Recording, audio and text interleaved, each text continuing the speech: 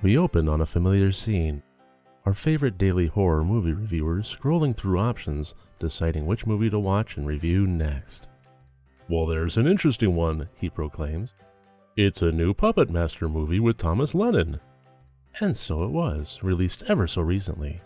But wait, the reviewer realized he had a big problem. He had never seen a Puppetmaster movie before, and how could he review a movie without having seen and reviewed all the movies leading up to it first? Can he really wait the several months it would take to pepper probably 3 or 4 movies into his channel's rotation? "Well, why not just rip off the Band-Aid and do them all, one right after another? Then I can get to the new one quickly." An excellent idea that roused his spirit, so taking his computer by the hand, the reviewer headed off toward the land of the Puppetmaster franchise. How many could there be? How bad could they be?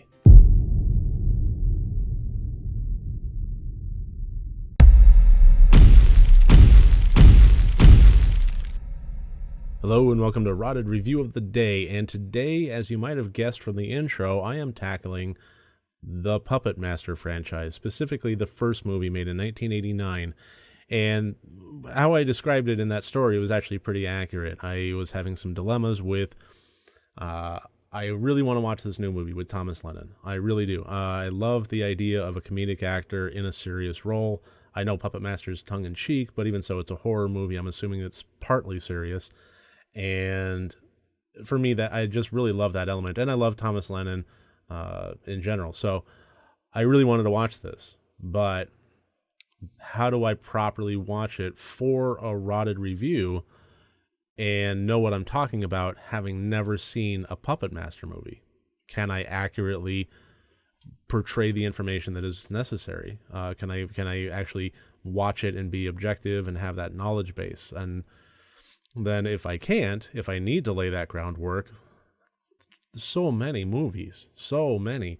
And if I get to them, say, once every month, then it's going to take me a year to get to the one I want to watch.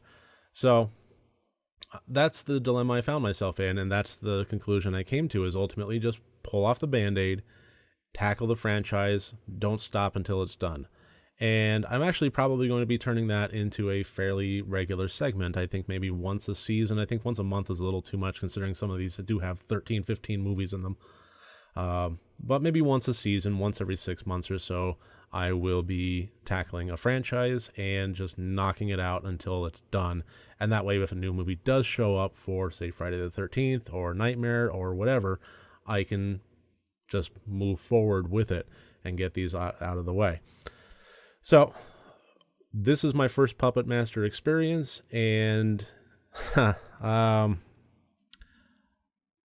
honestly enjoyed it. I really did. It was not terrible. Usually the first of these movies aren't. Usually they kind of lay the groundwork in at least a believable and enjoyable fashion, and I thought this one did. The only real exception to that I can think of is Leprechaun. I didn't like a single Leprechaun movie, including the first one, but this one was actually pretty good. The Puppetmaster was not bad. It was a lot of fun.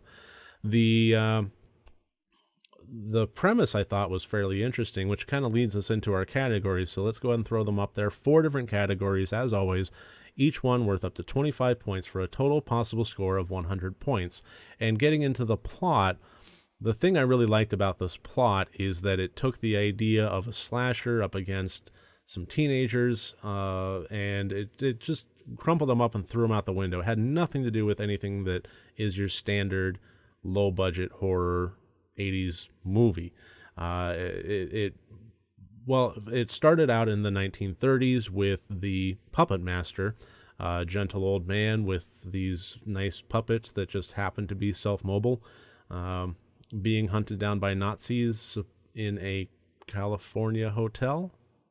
And before they get to his room, he manages to hide them in a cubby. And the movie then fast forwards to the 1980s, where they are found, and the movie progresses from there using a series of characters that are basically psychics and are kind of called to the hotel through a binding psychic message. It's time, kind of thing. So I thought that was a really interesting place for it to go. I thought that the villain was good. The there's an element in play here of the puppets not being inherently evil on their own, which I actually liked. They're basically serving at the behest of whomever happens to be controlling them, and even so, they're seemingly capable of independent thought and morality. And I mean, they have, I guess, what you could consider a soul, and though they have no moral ambiguity about going out and performing certain deeds, they also, at the same time, don't like being lied to or used. And I thought that was just kind of an interesting take on everything. I really liked it. And the cheese factor was pretty darn high with this. And, when you go into a movie like this, you have a certain level of expectation with it. Cheese is one of them.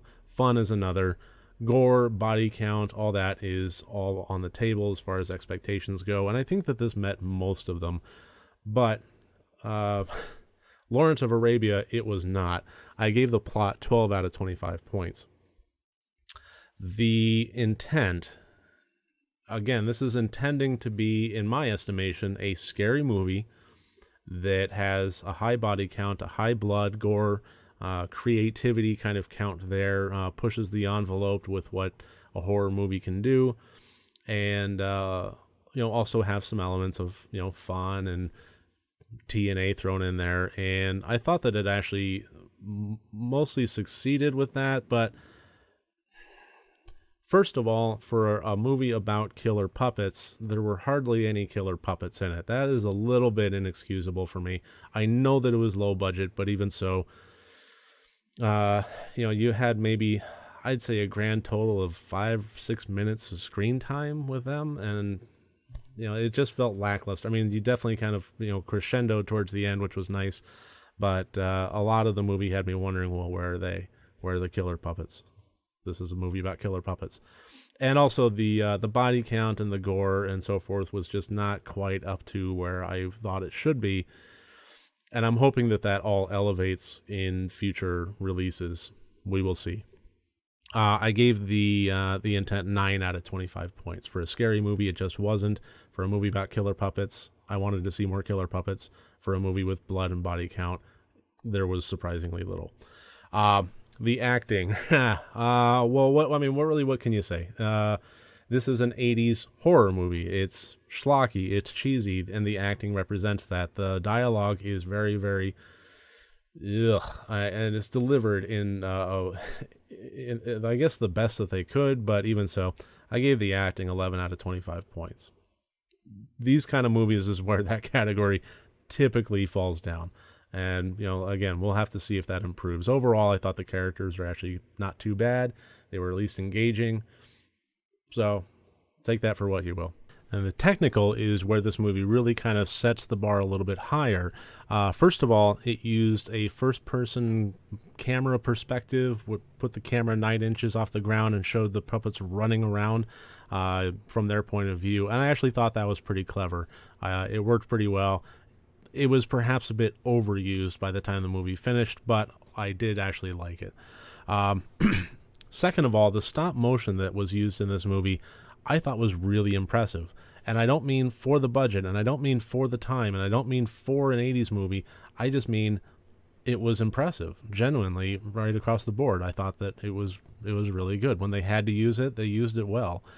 And the last bit of the technical that I want to address is the actual creature design. I am in love with these puppets. They are cute as a button, and they're just whimsical and fun and wonderful, and I really do love them. So high marks all around on that. I gave the technical a 17 out of 25 points. I was genuinely impressed by that portion. So that gives us a total of 49 out of 100 points. And that's pretty much all I really want to cover on the spoiler-free review. And I'm going to want to get into a lot more details on the spoiler-filled deep dive discussion video that will accompany this one. Other than that, tomorrow I will see you for Puppetmaster 2. And for the next 2 weeks, I'll see you for Puppetmaster movies. And next time you want to watch a horror movie, first make sure that it's good and rotted.